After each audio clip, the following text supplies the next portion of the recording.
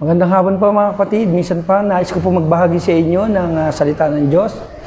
At inanyayahan ko po lahat na kumari po ay ating basahin ito sa Aklat ng Roma. Pero bago po yan mga kapatid, tayo po yung manalangin. Panginoon, salamat po sa araw na ito na kami po ay yung pinagpala ng iyong salita. At salamat din po Panginoon dahil ito po ay magsisilbing paalala sa amin at ay pagkain po ng aming kaluluwa. Salamat po ngayong araw na ito, Panginoon, na kami lagi mong pinagpapala sa pamamagitan ng iyong salita. At nagpapasalamat po kami sa aming Panginoong Hesus. Salamat po. Amen. Ang nais ko pong ibahagi sa inyo mga kapatid ay patungkol sa pananampalataya. Pananalig.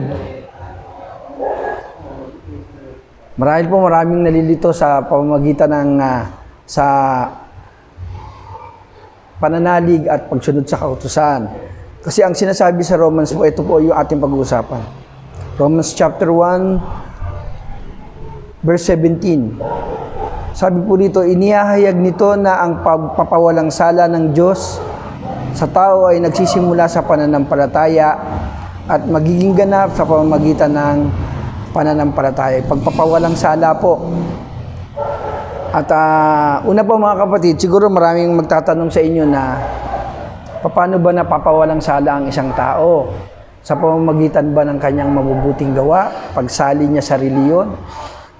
Kasi nasanay po tayo na tayo po ay kabilang sa mga reliyosong tao.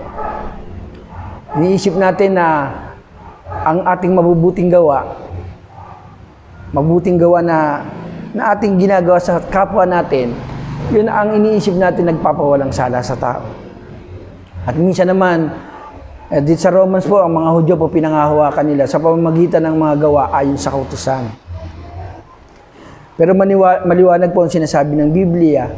Sinasabi po rito, inihayag nito na ang pagpapawalang sala ng Diyos sa tao ay nagsisimula sa pananampalataya at nagiging ganap sa pamamagitan ng pananampalataya. Kapag po pinag-uusapan po ang kaligtasan, pagpapawalang sala at pangako, hindi po nauuna ang gawa po dyan. Nauuna po yung pananampalataya. Marahil iniisip ng iba na pag ito yung pinag-uusapan, kaligtasan, pagpapawalang sala at mga pangako ng Diyos, iniisip nila na sa pamamagitan ng reliyon at pagsunod, mga gawa ayon sa kautusan. Basahin po natin yung sinasabi sa Aklat ng Romans. Chapter 3, verse 20. Sapagkat ang pagpapawalang sala ng Diyos sa tao ay hindi dahil sa mga gawa ayon sa kautusan. Yamang nakikilala ng tao ang kasalanan sa pamamagitan ng kautusan. Dinadaanan din po rito yung kautusan. Ang kautusan po ay ang mga Hudyo po meron po silang kultura o alituntunin. Kapag po sila ay nagkakasala, sinusunod po nila yung kautusan ni Moises, nag-o-offer po sila, yun ang paraan na para sila ay mapawalang sala. Noong panahon ng lumang tipan. Pero maliwanag na sinasabi na po ng Biblia na ito po ay binibigyan din sa pamamagitan ng pananampalataya. Ulitin ko po, ang pagpapawalang sala ay sa pamamagitan ng pananalig sa Diyos. Puntahan natin si Amang Abraham. Ito po yung nakalagay sa chapter 4. Verse 1, may sinasabi po rito. Tungkol naman kay Abraham, sa ating ninuno, ano ang masasabi natin? Ano ang kanyang karanasan tungkol sa mga bagay na ito? Kung siya'y pinawalang sala dahil sa mga gawa, may ipagmamalaki siya. Ngunit wala siyang maipagmamalaki sa paningin ng Diyos sapagkat sinabi ng kasulatan, nanalig sa Diyos si Abraham dahil dito siya'y pinawalang sala ng Diyos. Ito po yung sagot.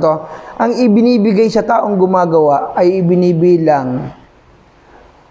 Ang ibinibigay sa taong gumagawa ay hindi ibinibilang na kaloob, kundi upa. Datapot ang hindi gumagawa, ngunit nananalig sa Diyos na nagpapawalang sala sa makasalanan ay pinawalang sala dahil sa kanyang pananalig. Kaya tinawag ni David na mapalad ang taong pinawalang sala ng di dahil sa mga gawa.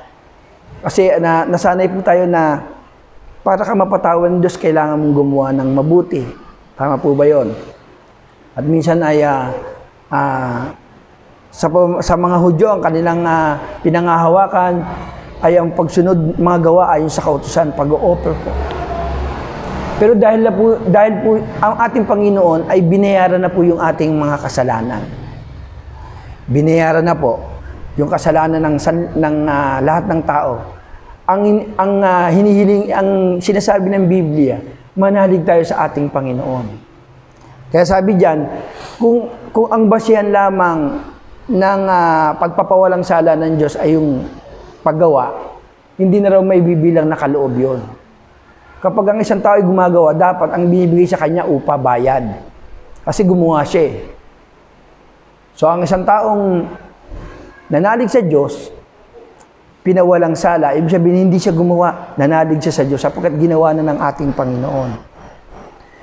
Maliwanag po rin binabanggit dito na sa Romans chapter 5, verse 1, yamang napawalang sala na tayo dahil sa pananalig sa ating Panginoong Hesus. Sa pamamagitan niya ay mayroon na tayong kapanatagan sa harapan ng Diyos. Binibigyan din yung pananalig sa Diyos.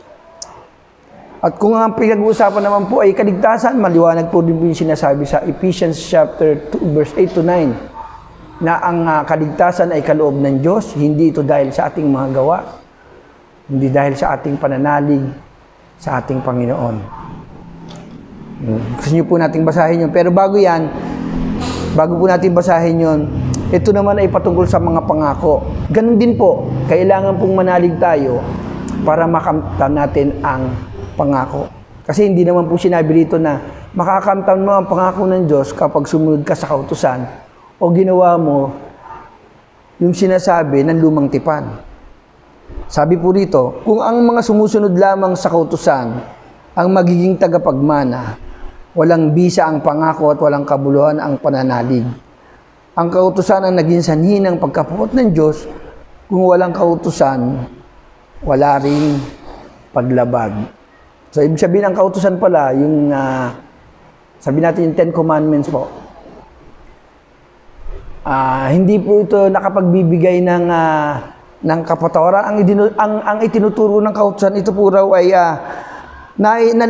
nalalaman mo, nakikilala mo ang kasalanan sa pamamagitan ng kautusan. At sinasabi rito, kung walang kautusan ay wala ring paglabag. Noong panahon nila Noe, nila Abraham, wala pa pong kautusan dahil wala pa po si Moses noong panahon na yon. Walang paglabag sapagkat wala pa pong kautusan. Hindi ibinibilang yung kasalanan sapagkat walang nagsasabi na yung ginagawa mo ay kasalanan.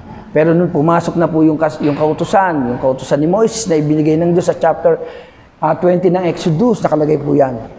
Ang idinulot ng kautusan ay para makilala mo yung kasalanan. At ang sabi rito, para malaman mo kung gaano kabigat ang kasalanan sa pamamagitan ng kautusan. Meron binabanggit dito sa chapter 7 ng Romans. Sa pamamagitan ng utos na patunayan ko kung gaano kasama ang kasalanan. Sa chapter 7 po yan, verse 13 po. Sabi dito, ibig mong sabihin, ang mabuting bagay pa ang nagdulot sa akin ng kamatayan, hindi ang kasalanan ng pumatay sa akin sa pamamagitan ng mabuti. Sa pamamagitan ng utos, sa gayon, napatunayan kung gaano kasama. Ang kautusan po, pag nalaman mo ang kautusan ng Diyos, nalalaman mo kung gaano kasama ang kasalanan. Tinuturuan ka ng kautusan. Hindi ka po nito mapapawalang sala. Hindi po natin mape-perfect yung 10 Commandments ng Diyos. Wala pong nakakaganap nito ng buo. Ang kailangan natin ay magtiwala, pananalig kay Jesucristo. Sa Romans 8, itong sabi, verse 3, Romans 8:3, ginawa ng Diyos, eto na po ginawa ng Diyos ang hindi magawa ng kautusan dahil sa likas na kahinaan ng tao. Sinugo niya ang kanyang sariling anak sa anyo ng taong makasalanan upang maging handog para sa kasalanan at sa gayong hinatulan niya ang kasalanan. So mahina ang tao. Kung mananangan ka sa kautusan, sabi ng Biblia, nasa ilalim ka ng kautusan. Pero ang ginawa nga po ng Diyos, binayaran niya nga po itong kasalanan ng tao at tinupad niya yung kautusan. So wala na tayo sa kailalim ng kautusan, kundi nasa ilalim ng habag ng Diyos. Saan po nakalagay yan? Sa Romans chapter 4. Sorry po. Chapter 6 po. Chapter 6 verse 14. Pinapaalam lamang dito na tayo ay nasa ilalim ng kagandahang loob ng Diyos, hindi po sa pamamagitan sa ilalim ng kautusan. Sabi dito, sapagkat hindi na dapat maghari sa inyo ang kasalanan, yamang kayo wala na sa ilalim ng kautusan, kundi na sa ilalim ng kagandahang loob ng Diyos. Kung tayo ay nasa ilalim ng kagandahang loob ng Diyos, ang kailangan nating gawin ay manalig sa ating Panginoon. Hindi po tayo mapapawalang sala sa pamamagitan ng katulad ng ginagawa ng mga Hudyo. Ang alam nila, ito po yung pagpapawalang sala. At hanggang ngayon ata po, ginagawa pa po nila itong pag-aalay. Sapagkat hindi nila naiintindihan yung ginawa ng ating Panginoon. Na ito'y minsan lang at ito'y sapat na. Yung ginawang pag-aalay ng Panginoon ng kanyang buhay. Ang kailangan natin ay manalig sa ating Panginoon at magiging ganap sa pamamagitan ng pananampalataya. Alam niyo po kasi kaya po natin dinadaanan yung gawa. Ito po kasi yung pinagmamalaki ng tao. Yung siyempre pananampalataya lang, walang gawa. Mga kapatid, sa James po, ang pinag-uusapan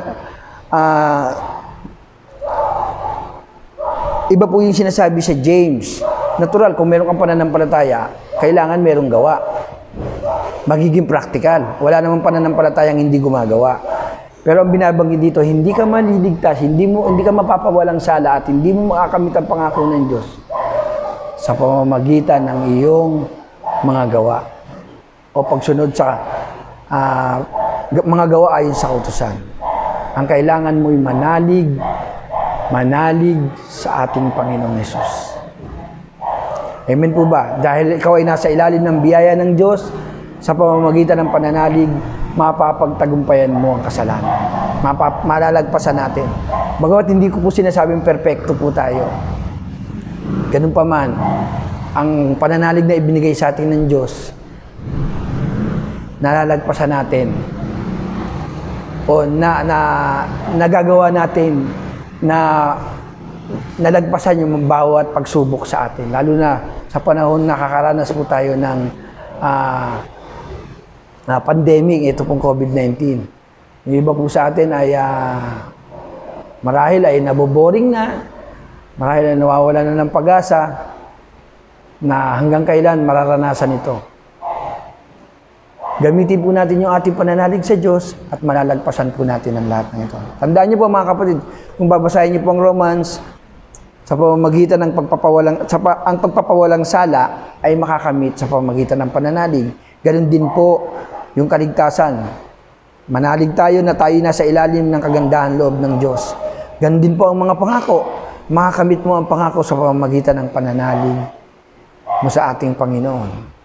Yun lamang po, marami pong salamat at nais ko pong sa ating pagtatapos tayo po'y manalangin. Panginoon, salamat po. Minsan pa na ang iyong mga salita ay maging pagpapala po sa amin. Tunay nga po, Panginoon, na wala pong imposible sa iyo. Ang mga bagay na imposible sa amin ay posible sa iyo, Panginoon. Sabi mo, Lord, na sino mang sumampalataya sa inyo ay hindi mapapahamak. Pananalig, Panginoon, sa inyong ginawa. Pananalig sa kapangyarihan mo. Pananalig sa iyong pangalan, Panginoon. Na kami ay napawalang sala, hindi dahil sa aming mga gawa, hindi dahil sa reliyon, hindi dahil sa pagtupad sa kautusan, hindi dahil sa pananalig sa iyo. Sapagkat ang lahat ng ito, Panginoon, ay binayaran mo na upang kami maging malaya at makamit namin ang mga pangako mo, Panginoon. Dapat namin isipin na dahil sa iyo, Panginoon, ang lahat ng ito ay malalagpasan po namin. Marami pong salamat sa pangalan ni Jesus. Amen. Ilang